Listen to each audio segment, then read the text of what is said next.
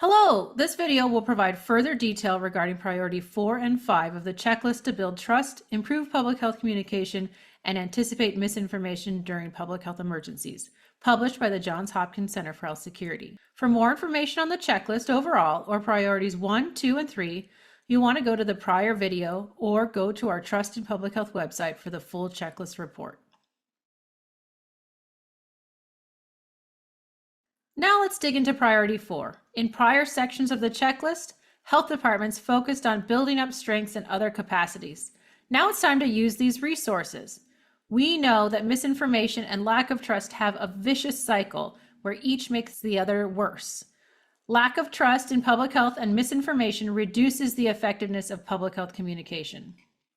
Priority 4 recommends various ways that health departments can proactively mitigate common threats that diminish trust in public health, anticipate misinformation, and improve the chances that public health communication will be effective down the line.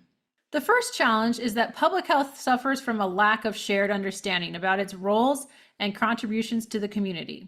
After all, public health is often only visible during emergencies, which can tie it to negative perceptions.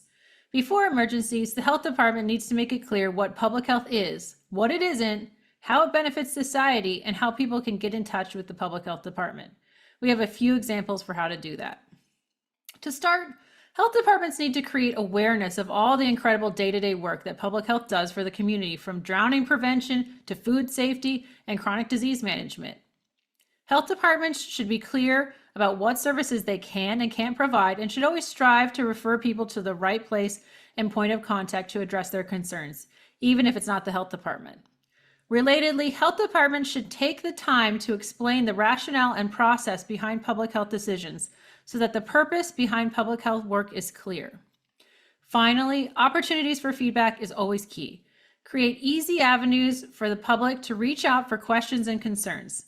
These may be well-staffed telephone lines, regularly monitored email inboxes, and social media pages, as well as front desk personnel to answer or refer in-person questions. Another threat to trust is the uncertainty and rapid evolution of public health emergencies. These challenges have to be anticipated and managed to prevent loss of trust. For example, it's important that public health departments are upfront with uncertainty and honest regarding what they don't know. Failing to do so breeds distrust, but honesty, even when it's not good news, can convey humility and relatability, which in turn will garner connection and trust.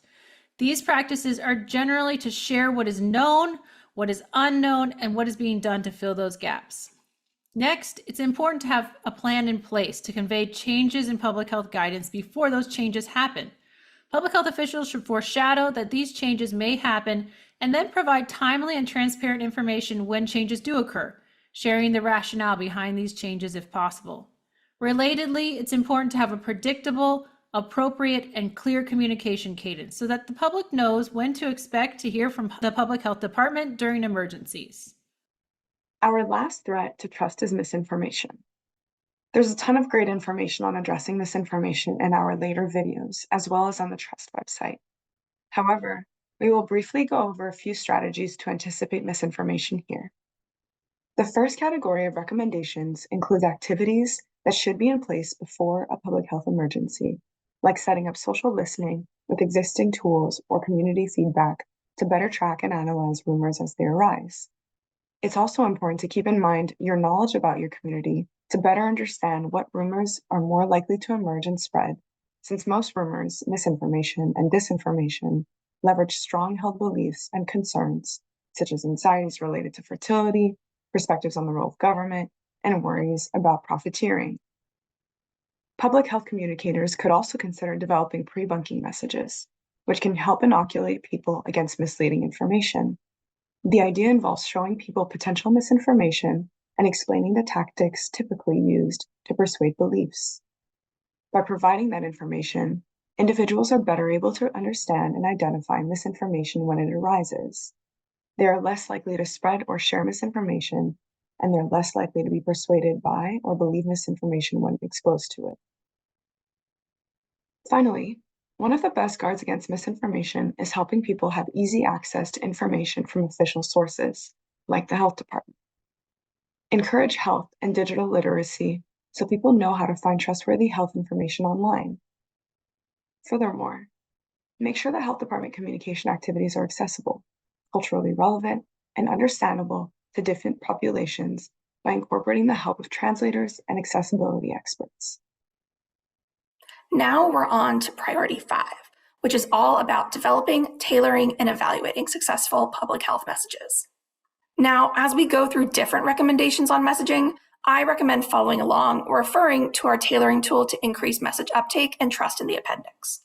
This downloadable tool provides a summary of how to apply priority 5 recommendations to your own messaging efforts. First, we need to determine what our key message is. For example, with this simple format, you brief the public on an emergency, describe healthy behavior that can help prevent harm, justify where your message is coming from, and provide a simple summary at the end along with opportunities for follow-up or questions. However, if you're confronting a rumor, you may need a specialized approach. One approach is the truth sandwich to help prevent further spread of rumors by stating the truth, explaining the lie in the rumor, and then reasserting the truth. It can be tough to develop your key messages, but keep in mind that there's tons of great resources to use for inspiration, like your own prior successful communication campaigns or outside resources like the CDC. Just remember that at the end of the day, you want your message to be simple, concise, empathetic, memorable, tailored, and impactful. So now that you've determined your message goals and created your initial message, it's time to start tailoring your message. First, we need to clarify who exactly is the intended audience for your message. Is it a community that's requested more information or an audience that hasn't been well reached? Or maybe you're trying to address a group that is at increased risk or vulnerability to the public health emergency at the time or circulating misinformation. Use your past experience, community data, situational awareness, partner expertise, and community feedback to determine your intended audience or audiences. Based on your intended audience, you're going to want to take another look at your message content. You'll want to consider potential context for trust or distrust with public health, as well as if your intended audience resonates with some themes more than others, which may be affected by additional traits, beliefs, and motivations. Below are just some examples of how messages may change with these considerations. As we've said before, you're also going to want to build in some opportunity for your intended audience to reach back out to the health department and keep the dialogue going. Examples include allowing for Q&A after a town hall, turning on and answering comments on social media posts, or conducting in-person community engagement at events or in public community spaces like a library. Next, we need to think about how your message is going to get to your intended audience. In other words, we need to tailor the message channel and the messenger. For example, some important communication channels include social media platforms, phone messaging apps, radio stations, television, print media, press releases, email newsletters, flyers, and in-person engagements. You'll want to consider preferences as well as accessibility, such as how some rural populations may be better reached through radio or in-person engagements due to inequities in broadband coverage. When considering who might be the best messenger to deliver the message, you'll want to choose the individual, group, or organization that is most trusted by the audience according to shared values, history, reputation, and affiliation. For some audiences, that health messenger may not be the health department.